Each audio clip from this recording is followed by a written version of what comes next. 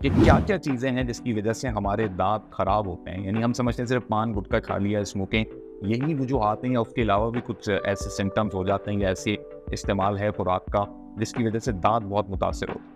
तो हमारे पास बहुत सारी ऐसे कॉजेज़ हैं जो हमारे ओरल हेल्थ को अफ़ेक्ट कर रहे होते हैं, ठीक है? इसमें हमारे पास एक ब्रशिंग टेक्नीक होती है, ठीक है? क्योंकि लोग ये तो होता है कि ब्रश करते हैं लेकिन विद प्रॉपर टेक्नीक नहीं कर रहे होते, तो उसकी वजह से उनके वो रिज़ल्ट्स नहीं आ रहे होते। दूसरा ये होता है कि लोगों को इतनी अवेयरनेस नहीं है कि वो फ्लॉसिंग करें, मोस्टली लोग फ्लॉस नहीं करते। और हमारे यहाँ ये होता है कि ब्रश तो कर लेते हैं लोग दाँत को, लेकिन वो जो टंग है हमारी उसको ब्रश नहीं करते, क्योंकि हमारे क्या वहाँ पे भी हमारे जर्म्स वगैरह सब चीज़ें होती हैं। और इसके अलावा ये होता है कि हमारे पास हमारी जो हाई कंजम्पशन है शुगर की, सबसे ज़्यादा इम्पॉर्टेंट वो कॉज होता है, क्योंकि चाहे वो खुराक में किसी में भी शामिल हो, जी लिक्विड की फॉर्म में हो या सॉलिड? जी हाई कंजम्पशन ऑफ शुगर जो है ये सबसे ज़्यादा बड़ा कॉज है इसके लिए। और इससे ये होता है कि आपकी मोस्ट प्रिवेलेंट जो हमारे पास जो डिसऑर्डर आता है डेंटल डिजीज़, वो हमारा फर्स्ट नंबर पे डेंटल कैरीज आता है। जी, जो हमारा जो कैरीज डेंटल कैरीज होता है वो ये होता है कि वो जो है आपका एक जब वो एसिड में कन्वर्ट हो जाता है तो फिर वो वहाँ से दांत को डिस्ट्रॉय करना शुरू कर देता है। आम टाइम ज़ुबान में क्या हम उसको ये कीड़ा कहते हैं, कहते कीड़ा हैं लगने या लगी, खराबी पैदा हो गई दाँत जी, हम कीड़ा कहते हैं उसे। इसके अलावा हमारे पास इस तरह ये होता है कि हम लोग दाँतों की सफाई का ख़्याल, जैसे मैंने आपको बताया, ब्रशिंग हम प्रॉपर नहीं करते, तो इसकी वजह से ये होता है हमारे दाँतों में फ़िल्म एक होती है जिसे हम प्लाक कहते हैं, वो फॉर्म होती है, ठीक है? अगर वो हम ब्रशिंग से ज़्यादा प्रॉपर्ली इसे क्लीन आउट ना करें तो वो हार्ड हो जाती है। सही। तो वो जब हार्ड होती है तो उससे फिर वो कन्वर्ट हो जाती है कैल्कुलस या टार्टर हम इसे कहते हैं, और फिर वो हमारे और चीज़ों पे नुकसान करती है, यानी हम यानी एक दाँत में अगर लग गया तो सिर्फ़ वो मुतासिर होता है, ये पूरे माउथ में फैल जाती है, यानी बाकी दाँतों को भी मुतासिर करेगा? नहीं, एक दाँत में होती है तो ये दूसरे दाँतों को भी अफ़ेक्ट करती है एक साथ, ये जर्नलाइज़ हो जाती है।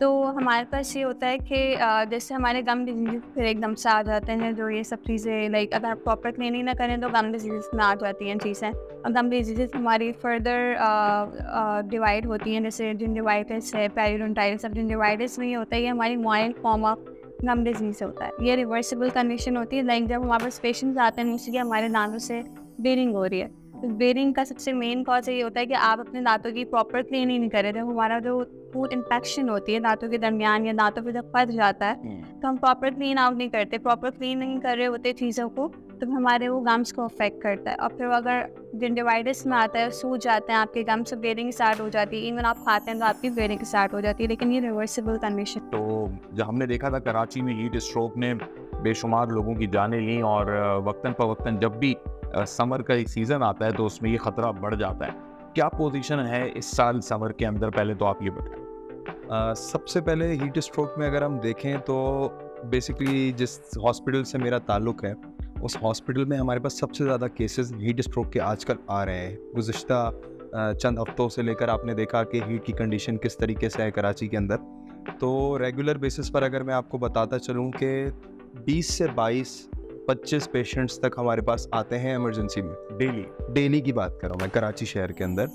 हीट स्ट्रोक अच्छा, हीट स्ट्रोक किस तरीके से उनके अंदर काफ़ी हमारे जो है ट्रैफिक पुलिस के भी एहलकार आ रहे हैं, ट्रैफिक पुलिस के भी एहलकार आ रहे हैं, हमारे पास मज़दूर आ रहे हैं, हमारे पास जो ठेले वगैरह लगाते हैं रोड पर, ऐसे भी हमारे पास लोग आ रहे हैं इस वक्त। अब हमें क्या चाहिए, हम इनकी अवेयरनेस करें, सही। हम इनकी अवेयरनेस की तरफ जाएं। उन्हें पता ही नहीं है कि उन्हें हीट स्ट्रोक हो क्यों रहा है। अच्छा, उन्हें इस चीज़ के बारे में नॉलेज ही नहीं होती। वो आते हैं हमारे पास, मैं बेहोश हो गया, सही। मेरा ब्लड प्रेशर डाउन है। अच्छा, हमने एक ब्लड प्रेशर को उससे बहुत ज़्यादा कंपेयर किया हुआ है चीज़ से। कुछ भी नहीं होगा तो हम बोलेंगे हमारा ब्लड प्रेशर डाउन हुआ है। तो ये चीज़ थोड़ी सी जो है ना, ये बहुत तंग कर रही है। यानी वो सिम्पटम्स को डायग्नोज नहीं कर पाते या समझ नहीं पाते कि ये हीट स्ट्रोक के हैं या किसी और चीज़। एग्जैक्टली यही चीज़। सही। अच्छा, और जिन लोगों को ज़्यादा ये फेस करना पड़ रहा है उसमें ट्रैफिक पुलिस एहलकार, मजदूर, यानी जो आउटडोर अपनी सर्विसेज दे रहे हैं, धूप में खड़े हो रहे हैं या इसके साथ, जी बिल्कुल। तो उनके लिए तो अवेयरनेस कैंपेन्स चलती ही हैं। उनके लिए अवेयरनेस कैंपेन्स भी चलती हैं। उनके लिए जो है हमारे काफ़ी जो NGOs वगैरह हैं ऑन रोड्स काम भी कर रही हैं। उन लोग को ठंडा पानी लोग पिला रहे होते हैं, ये सारी चीज़ें। लेकिन वही चीज़ कि एक इंसान की साइकोलॉजी बन जाती है कि नहीं यार, धूप में ही खड़े होकर काम करना है।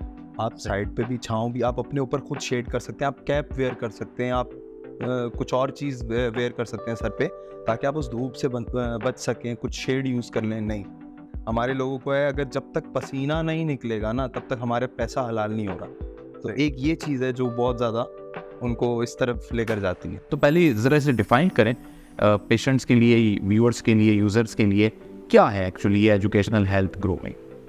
एजुकेशनल हेल्थ ग्रूमिंग जो है, बुनियादी तौर पर ये बात समझ लें कि एजुकेशन जो है ना, हर फ़र्द की नीड है, हर फ़र्द की ज़रूरत है।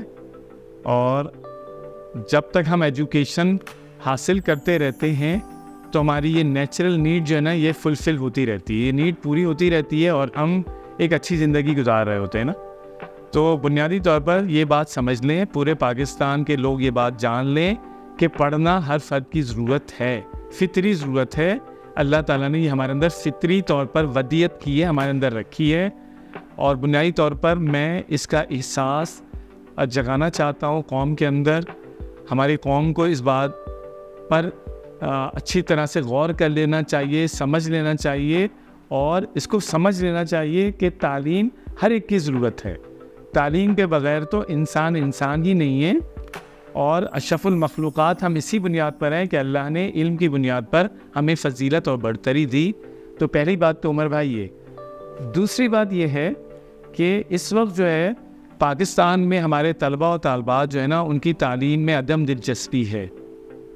कहीं हमें नज़र आता है लोग बहुत ज़ौक़ शौक़ से पढ़ रहे हैं, हमारी बच्चियाँ बहुत पढ़ रही हैं माशाल्लाह, लेकिन लड़कों का रुझान बहुत कम है और लड़के पढ़ना नहीं चाह रहे और नहीं चाहते पढ़ना ना। वो कहते हैं बस हम थोड़े से बड़े हों, बस पैसे कमाने की मशीन बन जाए, वो हमारे अंदर मशीन लग जाए और उसमें से नोट निकलना शुरू हो जाए। तो मैं चाहता हूँ कि ये सोच जो है ना ख़त्म हो और हमारे लड़कों को भी और बच्चों को भी पढ़ना चाहिए और बच्चियों को भी पढ़ना चाहिए। लेकिन लड़के पढ़ेंगे, लड़के डोमिनेट करेंगे तो हमारी सोसाइटी डोमिनेट करेगी, हम दुनिया में आगे बढ़ेंगे, तरक्की करेंगे। अगर हमारे मेल स्टूडेंट्स नहीं पढ़ेंगे तो मुल्क तरक्की नहीं कर सकेगा। इस बात को ध्यान में रखें। हमें तवज्जो देनी है अपनी यूथ पर, यूथ की डेवलपमेंट पर और अपने नौजवानों पर कि वो स्पेशली पढ़ें, पढ़ाई पर तवज्जो दें। अच्छा डॉक्टर साहब, ये बताएं कि बीइंग अ जनरल कंसल्टेंट हम भी अब इंशाल्लाह हमारा पार्ट इस पे बनते हैं, लोग इसमें रुजू करते हैं। लोगों की क्या मेंटालिटी होती है? क्या वो सेटिस्फाई फिजिकल मीटअप में ज़्यादा रहते हैं डॉक्टर के साथ, या अब चूंकि लोगों को भी ऑनलाइन और मोबाइल की इतनी आदत हो गई और जब कोई बीमार पड़ता है तो उसको बर वक्त ये चाहिए होता है कि मेडिकल ट्रीटमेंट यानी कोई सजेशन मिल जाए डॉक्टर की, तो ये ज़्यादा आसान है? ये पेशेंट की साइकी पे डिपेंड करता है। कुछ पेशेंट्स ऐसे होते हैं जिनको कोई ज़रूरत नहीं होती फिजिकल चेकअप की, लेकिन still they want to see the doctor because they will feel more comfortable and they will get fine for. Otherwise usually बहुत सारे इलनेसेस में सिर्फ ओनली पेशेंट की अगर प्रॉपर हिस्ट्री दी जाए और अगर साइंस भी कुछ है तो वो पेशेंट जो है डॉक्टर को अभी पिक्चर्स भेज दे, बस लीजन बना हुआ है या कोई वीडियो कॉल फिर जी बिल्कुल, तो उसमें पेशेंट कवर हो जाता है। और मैं बहुत ज़्यादा पेशेंट्स को वीडियो कॉल्स पे देख लेता हूँ और पिक्चर्स पे नहीं, मैं उनको रिपोर्ट्स को इन सब चीज़ों को मैनेज कर लेता हूँ पेशेंट्स को। और कुछ पेशेंट ऐसे होते हैं जो कि अपने टाइम की वजह से वो नहीं आ पाते जबकि उनको ज़रूरत होती है कि वो विजिट करें, ऐसा भी है, लेकिन ऐसे लोग कम हैं।